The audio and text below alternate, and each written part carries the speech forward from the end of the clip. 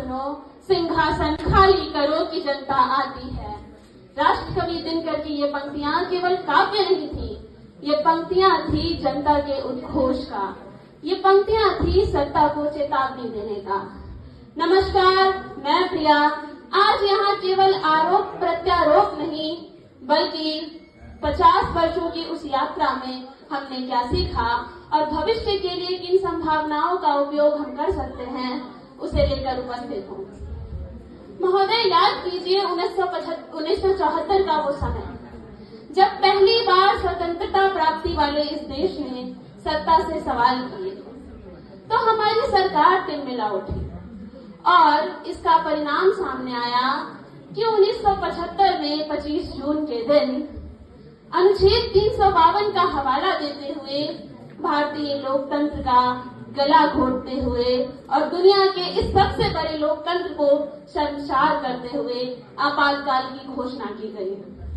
शाह आयोग की रिपोर्ट की माने तो यहाँ 1,11,000 लोगों को बिना किसी कारण जेल में डाल दिया गया और इसके साथ ही साथ मौलिक अधिकार निलंबित किए गए और साथ ही साथ सबसे बड़ी पराकाष्ठा तब लांघी गई जब लोगों का अवैध तरीके से नसबंदी कराया गया। महोदय, हद तो तब पार हो गई जब एडीएम जबलपुर केस में न्यायपालिका और न्यायाधीश ने भी सरकार के आगे घुटने टेक दिए। किंतु 1977 का वो समय आया और जनता ने अपनी शक्ति का प्रमाण दिया।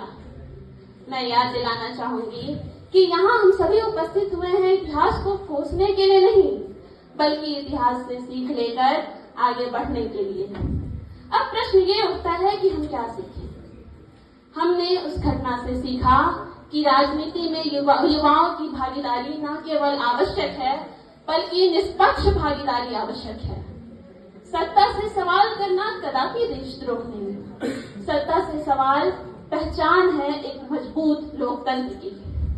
हमने सीखा कि महिलाओं की भागीदारी केवल पंचायत के बैनरों पे नहीं, बल्कि ऑफिस में भी आवश्यक है, क्योंकि हम देखते हैं कि आज पोस्टर पे फोटो तो होती है महिला प्रधान की, लेकिन उनके काम कई जगह पति प्रधान कर रहे होते हैं।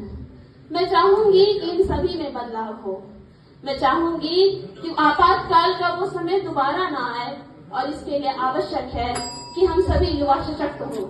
अंत में अटल जी की वो पंक्तियां, सरकारें आएंगी जाएंगी, पार्टियां बनेंगी बिगड़ेंगी, ये देश रहना चाहिए, इस देश का लोकतंत्र अमर रहना चाहिए और युवा सशक्त रहने चाहिए।